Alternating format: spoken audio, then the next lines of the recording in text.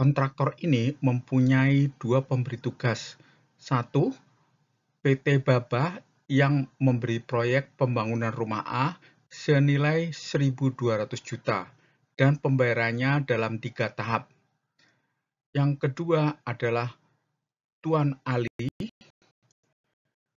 dengan nilai pembangunan rumah B senilai 1.200 juta dan pembayarannya tiap bulan.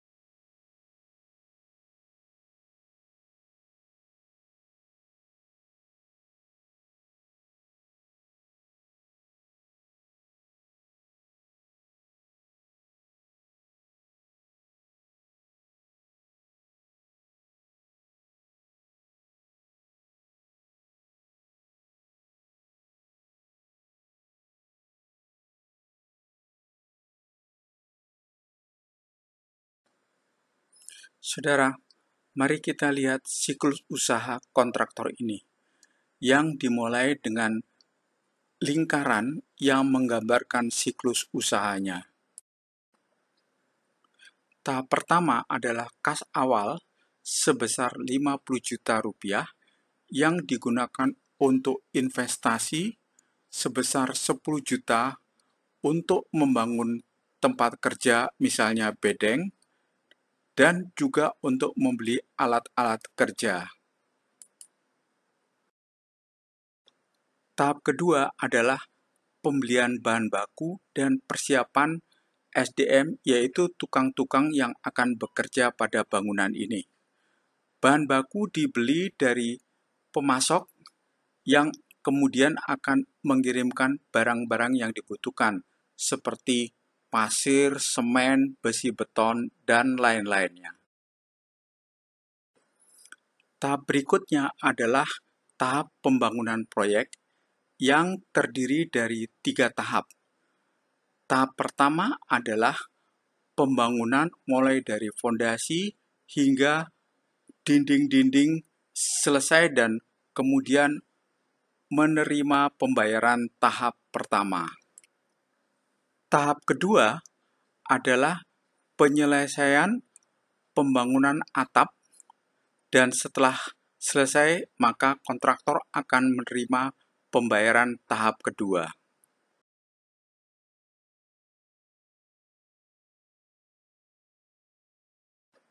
Tahap ketiga adalah penyelesaian seluruh bangunan, misalnya pengecatan dan sebagainya, hingga bangunan tersebut siap untuk ditempati. Dan kemudian kontraktor menerima pembayaran yang ketiga.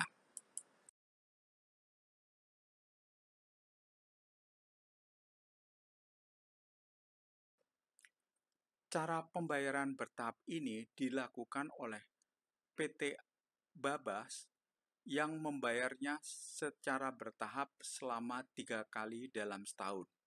Sedangkan Pak Ali membayarnya secara bulanan merata. Nah, bagaimana kita melakukan perhitungan kas akhir kontraktor ini? Selanjutnya, kita lihat karakteristik arus kas kontraktor selama 12 bulan. Yang digambarkan berikut ini, yaitu Pak Ali pembayarannya dalam kotak berwarna merah jambu dan cara pembayaran kantor digambarkan dalam kotak berwarna oranye. Mari kita lihat arus kas selama tahap 1, yaitu bulan ke-1 hingga bulan ke-4. Kontraktor menerima dana setiap bulan dari Pak Ali yang dimasukkan dalam kas awal, dan kemudian kontraktor tersebut melakukan pembayaran kepada para pemasoknya, dan sisanya tersimpan pada kas akhir bulan pertama. Demikian selanjutnya pada bulan kedua, bulan ketiga, hingga bulan keempat, di mana kontraktor menerima dana dari kantor PT Baba. Coba perhatikan kas awal yang dari bulan pertama, bulan kedua, bulan ketiga, hingga bulan keempat yang semakin mengecil.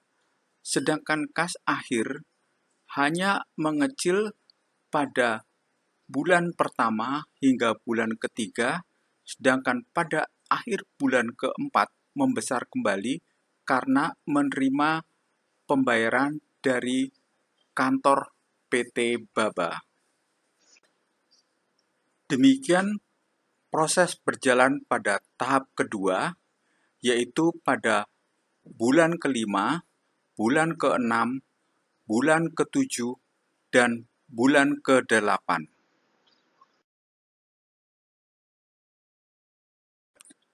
Dan proses yang sama berjalan pada tahap ketiga, yaitu pada bulan ke-9, bulan 10, bulan 11, hingga bulan ke-12.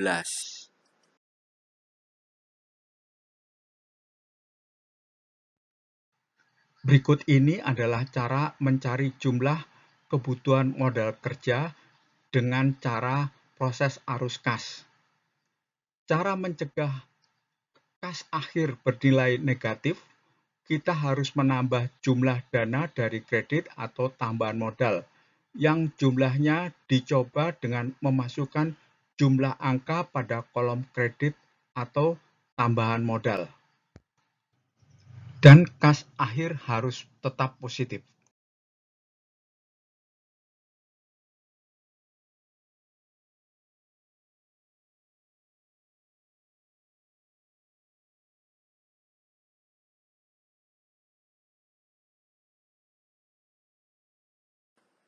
Sebelumnya, mari kita bahas konsep proses arus kas yang mendasari proses siklus usaha. Mari kita lihat transaksi pada bulan ke-1. Mulai dari kas awal. Kemudian kita lihat kas masuk yang terdiri dari 1 penjualan tunai, 2 penerimaan piutang, 3 kredit yang mungkin diterima oleh perusahaan ini, 4 tambahan modal yang mungkin dilakukan oleh perusahaan ini. Berikutnya, kas keluar yang terdiri dari 1. Investasi, 2. Pembayaran tunai kepada para pemasok, 3. Pembayaran hutang juga kepada para pemasok, 4. Biaya operasi, dan kelima, angsuran bank untuk pembayaran kredit yang diterima. Selanjutnya adalah kas akhir bulan ke-1, yang rumusnya adalah kas awal ditambah kas masuk dikurangi kas keluar. Kas akhir pada bulan ke-1 ini akan menjadi kas awal pada bulan kedua. Pada bulan kedua, terjadi juga transaksi kas masuk, kas keluar, sehingga didapatkan kas akhir yang akan menjadi kas awal di bulan ketiga. Demikian seterusnya transaksi ini berjalan dari bulan ke bulan hingga bulan ke-12 dan kita mendapatkan kas akhir pada bulan ke-12.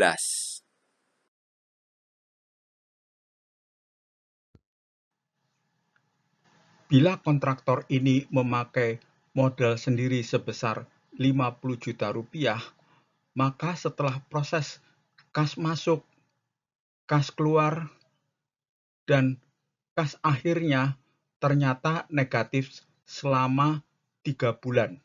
Dan ini akan sangat mengganggu operasional. Setelah kontraktor mengetahui kebutuhan modal kerja sebesar 150 juta, kontraktor mengajukan permohonan kepada bank, dan bank setelah menganalisa memberikan kredit modal kerja sebesar 150 juta rupiah. Sehingga pada arus kas tidak terjadi hasil akhir yang negatif dan kas akhirnya adalah 670 juta rupiah.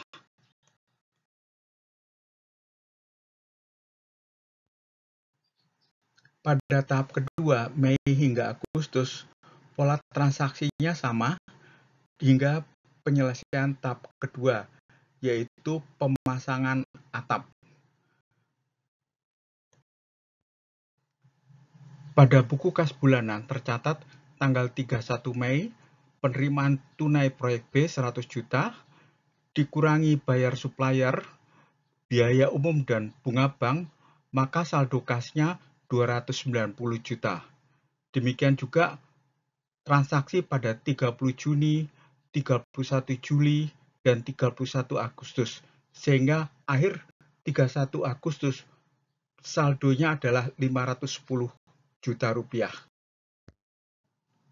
Dengan cara yang sama dalam menyusun laporan neraca laba rugi bulan April, kita dapat menyusun laporan neraca dan laba rugi bulan Agustus.